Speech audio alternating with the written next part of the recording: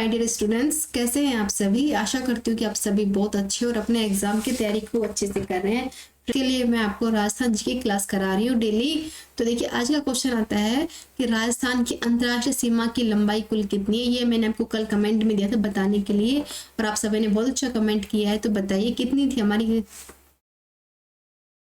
तो वो जैसे 1070। ऑप्शन नंबर ए बिल्कुल सही आंसर है कि अंतर्राष्ट्रीय सीमा कितनी है हमारी 1070 किलोमीटर।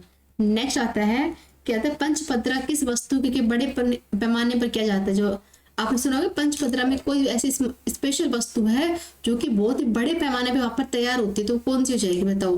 नमक, सिल्क की लकड़ी के खिलौने या फिर मिट्टी के बर्तन, तो कौन सी हो जाएगी। तो आप सभी ने सुना होगा कि पंचपत्रा किसके लिए फेमस है, ओनली फॉर नमक के लिए फेमस है। यानी यहाँ पर इतना नमक होता है कि वो पूरे देश में आयात निर्यात होता है। समझ में आया। यानी ऑप्शन नंबर फर्स्ट इसका राइट आंसर हो जाएगा। नेक्स्ट आता है भारतीय भेड़ में ऊंट के अनुसंधान केंद्र किस जिले में स्थित है। बताइए कि राजस्थान का ऐसा कौन सा जिला है जहां पर भेड़ और ऊंट के अनुसंधान केंद्र बनाए गए हैं। तो आपके सामने ऑप्शन दिए गए हैं अजमेर, बीकानेर, टोंक, नागौर। तो वह कौन सा होगा। तो देखिए ओनली फॉर टोंक है जहां पर क्या है भेड़ में ऊंट के अनुसंधान केंद्र बनाए गए हैं। क्लियर हुआ। नेक्स्ट आता है कर्क रेखा राजस्थान के किस जिले से होकर गुजरती है। तो आपको कमेंट में बताना है कि कर्क रेखा राजस्थान के किस जिले से होकर गुजरती है। तो देखिए आपके सामने बताइए उदयपुर, चित्तौड़गढ़, झालावाड़, बांसवाड़ा। तो कहाँ से होकर गुजरती है। तो कर्क रेखा ओनली फॉर बांसवाड़ा से होकर गुजरती है। समझ में आया। ऑप्शन नंबर 4 इसका राइट आंसर हो जाएगा। नेक्स्ट आएगा दर्रा वन्यजीव अभ्यारण्य किस जिले में स्थित है। तो बताइए इंपॉर्टेंट है कि जो दर्रा वन्यजीव अभ्यारण्य है वो किस जिले में स्थित है। तो किसमें हो जाएगा फ्रेंड्स, सीकर, चूरू, कोटा, करौली। तो कहाँ पर है दर्रा वन्यजीव अभ्यारण्य, ओनली फॉर कोटा के अंदर है। ऑप्शन नंबर 3 इसका राइट आंसर हो जाएगा। नेक्स्ट आता है राजस्थान राज्य मानवाधिकार आयोग का गठन कब किया गया था। इंपॉर्टेंट है कि राजस्थान राज्य मानवाधिकार आयोग का गठन कब किया गया था। तो कब किया गया था देखो इसमें 98, 99, 2002 है, 2001 है। तो कब किया गया था। तो वो किया था 1999 में किया गया था। किसका किया गया था, राजस्थान राज्य मानवाधिकार आयोग का। क्लियर हो गया। एक दो बार रिपीट करेंगे तो आपको याद रहेगा, इसलिए रिपीट करना जरूरी है। नेक्स्ट आता है राजस्थान लोक सेवा आयोग के सदस्यों की संख्या व सेवा शर्तों की अवधारणा कौन करते हैं। जो हमारे राजस्थान की लोक सेवा आयोग है इसके अंदर कितने मेंबर रहेंगे, कितनी कौन कौन सी शर्तें रहेंगी, इसको कौन तय करता है, इसके बारे में बताना है आपको। देखो राज्यपाल, राष्ट्रपति, राज्य विधानसभा या फिर मुख्यमंत्री, तो किसके द्वारा तय की जाती है। तो देखिए फ्रेंड्स ये करता है सिर्फ राज्यपाल। ऑप्शन नंबर फर्स्ट इसको राइट आंसर। अब देखिए इसमें क्या पूछा गया है, जो राज्यपाल क्या काम करेगा। देखो हमारे पास मतलब आयोग है, इसके अंदर कितने मेंबर शामिल होंगे, कौन कौन से शर्तें, कौन से कानून के नियम होंगे ना, उन सबका बताता है कि राज्यपाल ही फिक्स करता है। नेक्स्ट आता है जयपुर शहर की योजना किस वास्तुकार द्वारा की गई थी। मतलब जो जयपुर शहर है हमारा वो किसके द्वारा इसका मतलब कि डिजाइन तैयार किया गया था। एग्जाम में पूछा गया क्वेश्चन है ये। तो देखिए कौन, देखो Vidyadhar Bhattacharya, Mirza Ismail, colonel James Tod या फिर राजकुमार अल्बर्ट। तो किसके द्वारा किया गया था। इसके जयपुर के वास्तुकार कौन थे फ्रेंड्स, वो थे Vidyadhar Bhattacharya. Option number first इसका राइट आंसर हो जाएगा। नेक्स्ट आता है महाराणा प्रताप के समय अकबर के शाहजहां खां को कितनी बार मेवाड़ पर आक्रमण करने के लिए भेजा था। बताइए कि महाराणा प्रताप के टाइम पर अकबर ने किसको मतलब कि जो शाहजहां खां है इसको कितनी बार मेवाड़ पे आक्रमण के लिए भेजा था। देखो ये क्वेश्चन भी एग्जाम में पूछा गया क्वेश्चन है। तो वो अपने लाइफ में कितनी बार आया था, 3 बार। क्लियर हो गया। यानी ऑप्शन नंबर 2 इसका राइट आंसर कि वो देखो अकबर का कौन था, शाहजहां खां मतलब उसी का मतलब कि रक्षक था जो कि महाराणा प्रताप से लड़ने के लिए 3 बार आया था। क्लियर हुआ। नेक्स्ट आता है राजस्थान के प्रथम मुख्यमंत्री कौन थे। इंपॉर्टेंट है। तो देखिए आप अब कमेंट में कीजिए कि प्रेजेंट टाइम पे राजस्थान के मुख्यमंत्री कौन है और प्रथम मुख्यमंत्री कौन थे, इसके बारे में आप मुझे कमेंट में बताना। तो कौन थे फ्रेंड्स, वो हीरालाल शास्त्री, जमुना व्यास है, मोहनलाल सुखाड़िया है, टीकाराम पोलीवाल है। तो कौन हो जाएंगे प्रथम मुख्यमंत्री। तो एक ही है Hiralal Shastri. Option number first इसका राइट आंसर हो जाएगा। नेक्स्ट आता है राजस्थान निर्माण की प्रक्रिया कब पूर्ण की गई थी। तो इम्पोर्टेंट है जो हमारा राजस्थान है इसको कब बनकर तैयार किया गया था, इसके बारे में आपको बताना है। देखो 1956, 47, 48, 52। तो कब बन गया था 1956 के अंदर। ऑप्शन नंबर ए इसका राइट आंसर हो जाएगा। नेक्स्ट आता है किसे महाराणा प्रताप का पथ प्रदर्शक कहा जाता है? तो बताना है कि महाराणा प्रताप का पथ प्रदर्शक किसे कहा जाता है? राव मालदेव को, चंद्रसेन को, राजा मोटा राजा उदय सिंह को, या फिर अमर सिंह राठौड़ को? तो किसे कहा जाता है फ्रेंड्स? तो ये कहा था राव चंद्रसेन को। ऑप्शन नंबर सेकंड इसका आंसर कि किसे कहा जाता था? राव चंद्रसेन को। नेक्स्ट आता है कि मुगल सम्राट जहांगीर ने बीकानेर के कौन से शासक को मृत्यु दंड दी थी? तो कौन था? दलपत सिंह। आपको इसका आंसर दिख चुका था। तो ये कहाँ का था? बीकानेर का था, जिसको मृत्यु दंड की सजा दी थी। किसने दी थी? मुगल सम्राट जहांगीर ने। नेक्स्ट आता है सवाई राम सिंह द्वितीय के समय प्रशासन चलाने की गठित एक एजेंसी की थी, उसका प्रथम अध्यक्ष किसको बनाया गया था? तो बताइए, देखो किसके द्वारा की गई थी? सवाई राम सिंह के द्वारा इसको किया गया था। तो बताना है कि कब किया गया था।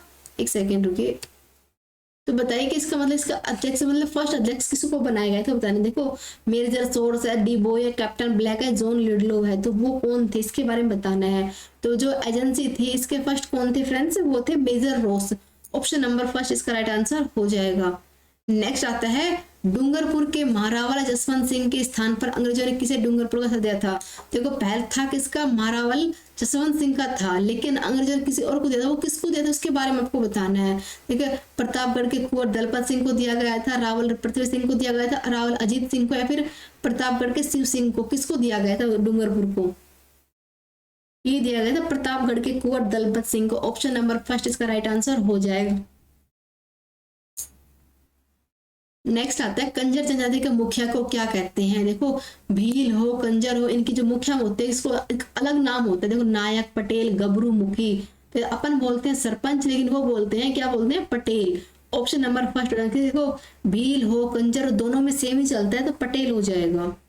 नेक्स्ट आता है भरतपुर प्रजामंडल निर्माण की घोषणा किस स्थान पर हुई थी? बताइए, जो भरतपुर प्रजामंडल है इसके निर्माण की घोषणा कहाँ पर की गई थी? देखो भुआ सागर, रेवाड़ी, आगरा, बयाना। तो कहाँ की गई थी? तो ये की गई थी रेवाड़ी के अंदर। ऑप्शन नंबर सेकंड इसका राइट आंसर। भरतपुर प्रजामंडल की स्थापना के बारे में जो कहाँ की गई थी? रेवाड़ी में इसकी घोषणा की गई थी। नेक्स्ट आता है स्वदेशी आंदोलन के दौरान जोधपुर के चंदमल सुराणा व साथियों द्वारा किस संस्था की स्थापना की गई थी? बताइए, कब की गई थी? स्वदेशी आंदोलन के दौरान की गई थी। जोधपुर वालों ने की थी, चंदमल सुराणा व उसके जो साथी थे उन्होंने की थी। तो वो कौन सी थी? देखो जोधपुर राज्य लोक सभा परिषद, मारवाड़ हितकारी सभा, परोपकारी सभा, या फिर मारवाड़ संघ सेवा? बताइए क्या हो जाएगा। देखिए जोधपुर देखिए कंफ्यूज नहीं हो रहा, ये बिल्कुल भी नहीं है, पहले बताती हूँ आपको। तो देखिए वो कौन थी? मारवाड़ हितकारी सभा का गठन किया गया था, समझे। देखो जोधपुर से बिलोंग करते थे, लेकिन जोधपुर इसका नाम नहीं था, नाम क्या था? मारवाड़ हितकारिणी सभा। क्लियर हो गया। नेक्स्ट आता है आपके सामने, किस अंग्रेज अधिकारी ने कोटा के विद्रोह का दमन किया था? बताइए कि ऐसा कौन था अधिकारी जिसने कोटा के विद्रोह में दमन किया था? तो आपको ऑप्शन दिख रहे हैं कौन कौन है? एवेली, ब्लैक कंडम, रॉबर्ट क्लाइव, एच.सी. रॉबर्ट्स। तो कौन था फ्रेंड्स? वो था एच.सी. रॉबर्ट्स। ऑप्शन नंबर 4 इसका राइट आंसर हो जाएगा। नेक्स्ट आता है कुंभलगढ़ दुर्ग की दीवार की लंबाई कितनी है? इंपॉर्टेंट है एग्जाम में। देखो इस बात का आप मुझ पर ट्रस्ट कर सकते हैं, जो क्वेश्चन मैं आपको करा रही हूँ ये हर बार एग्जाम के अंदर पूछे गए क्वेश्चन, इंपॉर्टेंट क्वेश्चन है। तो बताना है कि कुंभलगढ़ दुर्ग की लंबाई कितनी है? 20, 27, 37, 40। तो कितनी हो जाएगी? हो जाएगी 36 किलोमीटर। ऑप्शन नंबर 3 इसका राइट आंसर हो जाएगा। नेक्स्ट आता है धरती धोरारी पाथल पीथल जैसी अमर रचना किसने दिया? देखो आपने काफी सुना होगा धरती धोरारी पाथल पीथल, बहुत इंपॉर्टेंट रचना है। तो इसकी रचना किसने की थी? तो माणिक्यलाल वर्मा, पंडित भरत व्यास, या फिर ताराचंद्र प्रकाश जोशी, या फिर कन्हैयालाल सेठी। तो किसके द्वारा की गई थी फ्रेंड्स? इंपॉर्टेंट है, कन्हैयालाल सेठी। ऑप्शन नंबर 4 हो जाएगा राइट आंसर। देखो कन्हैयालाल सेठी ने क्या किया था? धरती धोरारी और पातल पीतल जैसी अमर रचना है, इसके बारे में इसका रचनाकार की थी इसकी।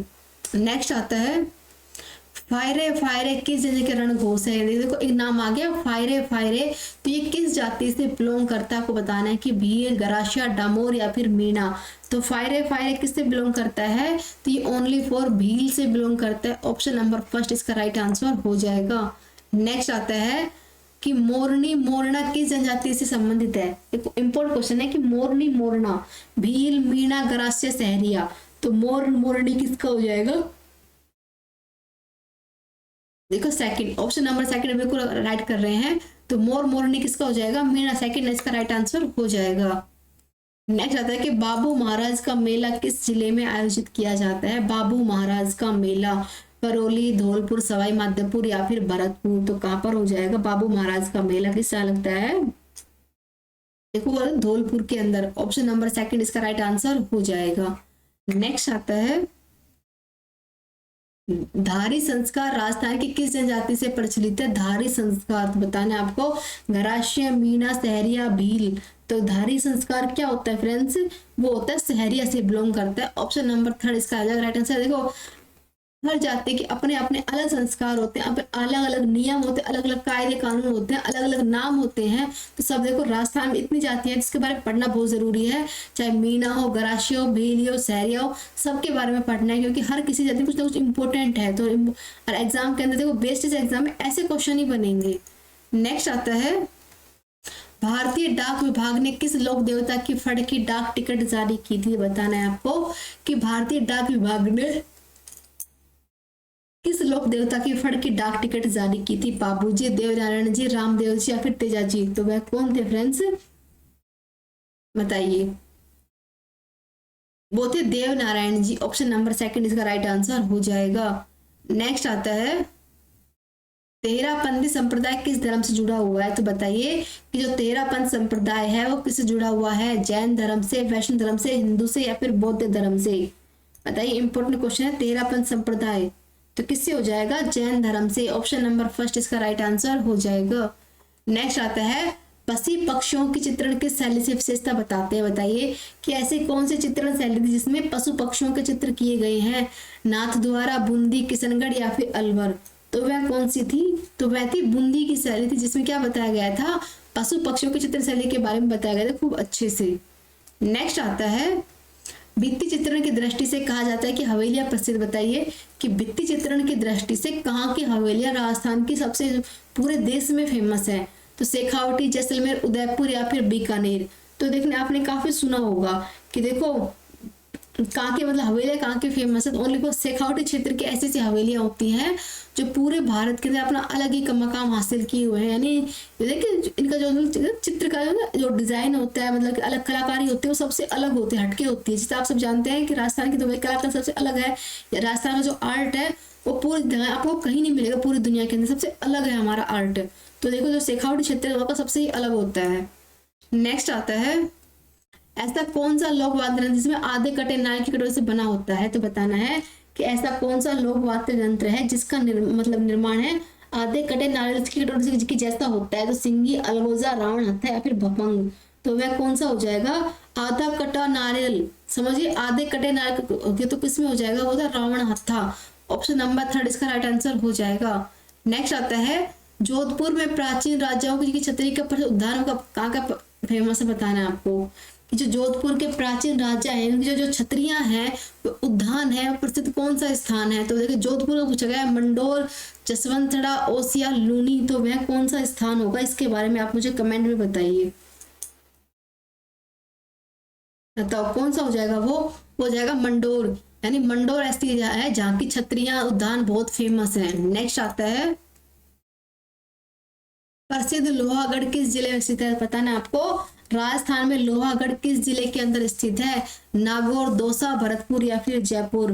तो लोहागढ़ कहाँ है फ्रेंड्स, ओनली फॉर भरतपुर के अंदर है। ऑप्शन नंबर थर्ड इसका राइट आंसर हो जाएगा। नेक्स्ट आता है राजस्थान के प्रसिद्ध पखावाज वादक हैं। तो बताएं आपको कि पखावाज वादक कौन है। तो पंडित रामनारायण सिंह, पंडित पुरुषोत्तम दास, उस्ताद अली खान या फिर उस्ताद हिदायत खां। तो कौन हो जाएंगे राजस्थान के प्रसिद्ध पखावाज वादक, तो कौन है वो। ऑप्शन नंबर सेकंड इसका हो जाएगा कि पंडित पुरुषोत्तम दास क्या बताया गया कि राजस्थान के प्रसिद्ध क्या है, पंखावाज वादक रहे हैं। ऑप्शन नंबर सेकंड इसका राइट आंसर हो जाएगा। नेक्स्ट आता है अजमेर में प्रतिवर्ष उर्स का मेला किस समय लगता है। तो बताना है आपको कि अजमेर के अंदर प्रतिवर्ष उर्स का मेला कब लगता है। तो देखिए ऑप्शन पढ़िए, प्रतिवर्ष रजब के 9 रजब तक लगता है, मुहर्रम के 2 माह के बाद लगता है, रमजान के 2 माह से 10 दिन के बाद लगता है, रमजान के 4 माह बाद लगता है। तो बताइए देखो सबके अलग अलग कैलेंडर होते हैं, हिंदू के अलग है, मुस्लिम के, सबके अलग अलग हैं। तो आप सभी जानते हैं कि अजमेर में क्या है, वहाँ पे मुस्लिम हो जाता है तो वहाँ के अलग नियम चलते हैं। तो ये उनके त्योहार, रजब हो गया, मुहर्रम हो गया, रमजान हो गया, उनके त्योहार हैं। तो बताना है कि जो अजमेर जो उसर लगता है वो कब लगता है, कब लगता है, प्रतिवर्ष पहली रजब से 9 रजब तक लगता है। ऑप्शन नंबर फर्स्ट इसका राइट आंसर हो जाएगा। नेक्स्ट आता है डूंगरपुर बांसवाड़ा का प्राचीन नाम क्या होगा, हाड़ौती, मेवाड़, वांगड़ या फिर कंधान। तो क्या हो जाएगा डूंगरपुर बांसवाड़ा का प्राचीन नाम, कोई आपसे पूछे तो बताओ क्या हो जाएगा, ओनली फॉर वांगड़, थर्ड इसका हो जाएगा राइट आंसर। डूंगरपुर बांसवाड़ा का प्राचीन नाम क्या है, वांगड़ क्षेत्र था। नेक्स्ट आता है रबी की फसल का सही युग्म बताना है, क्या हो जाएगा, गेहूं चावल, सोयाबीन सरसों, सरसों चावल या फिर गेहूं सरसों। तो क्या हो जाएगा, रबी की फसल का सही युग्म बताना है आपको। तो देखिए सबको पता है रबी की फसल क्या होती है, कमेंट कीजिए फटाफट से, रबी की फसल कौन कौन सी रहती है। ओनली फॉर गेहूं सरसों क्या है, रबी की फसल है। देखो सरसों है पर चावल नहीं है, सरसों है पर सोयाबीन नहीं है, गेहूं है पर चावल नहीं है, यानी गेहूं और सरसों इसका आ जाएगा राइट आंसर। नेक्स्ट है कि पीवड़ा किस जीव की प्रजाति है, एक वर्ड आ गया पीवड़ा, तो ये किस जीव की जाति है, कि अजगर की, मगरमच्छ की, घड़ियाल की, सांप की। तो बताना है कि पीवड़ा किस जीव की प्रजाति का नाम है। देखिए इंपॉर्टेंट है, तो पीवड़ा किसकी होती है, सांप की। ऑप्शन नंबर 4 इसका राइट आंसर हो जाएगा। नेक्स्ट आता है विश्व का सर्वश्रेष्ठ लिग्नाइट पाया जाता है। बताना है आपको कि राजस्थान का ऐसा कौन सा जिला है जहां पर मतलब कि विश्व का सबसे ज्यादा, मतलब पूरे विश्व में कहीं पर भी नहीं है वो लिग्नाइट हमारे राजस्थान में पाया जाता है। वो कहाँ पर क्या पाएगा, देखो पलाना है, खारी है, कपूरपड़ी, जलीपा है, फिर मेड़ता रोड है। तो कहाँ पाया जाता है लिग्नाइट, तो कहाँ पे, ओनली फॉर पलायन में, यानी ऑप्शन नंबर फर्स्ट इसका हो जाएगा राइट आंसर कि पूरे विश्व के अंदर पलायन हमारे राजस्थान में पाया जाता है। नेक्स्ट आता है कि राजस्थान में सर्वाधिक सिंचाई की जाएगी, बताओ। आप सभी जानते हैं कि राजस्थान में बारिश बिल्कुल बहुत कम होती है, तो सिंचाई के लिए कौन सी मतलब कि किससे की जाती है, बताओ। वो नलकूप से, तालाब से, नहरों से या फिर कोई नहीं। तो देखो सबको पता है कि राजस्थान में सिंचाई कैसे होती है, कुएं एवं नलकूप द्वारा होती है। ऑप्शन नंबर फर्स्ट इसका राइट आंसर हो जाएगा। नेक्स्ट आता है कि राजस्थान में 2011 में साक्षरता दर कितनी % हुई है, तो बताना है क्या हो जाएगा इसका, क्या हो जाएगा, देखो 54.99, 20.44, 66.1, 64.38। तो क्या हो जाएगा इसका हो जाएगा ऑप्शन नंबर थर्ड क्या है कि 66.1% बढ़ी है। ऑप्शन नंबर थर्ड इसका राइट आंसर हो जाएगा। देखिए फ्रेंड्स आज हमने 300+ क्वेश्चन को कंप्लीट कर लिया गया है और सारे क्वेश्चन इंपॉर्टेंट जितने भी 12th लेवल एग्जाम राजस्थान के अंदर हुए ना, चाहे वो वेटनरी के हो, CTET का और राजस्थान पुलिस का, यानी जितने 12th लेवल एग्जाम के अंदर राजस्थान के क्वेश्चन बने हैं ना, उन सब क्वेश्चन को हमने यहाँ पर कंप्लीट किया है और आपको क्लास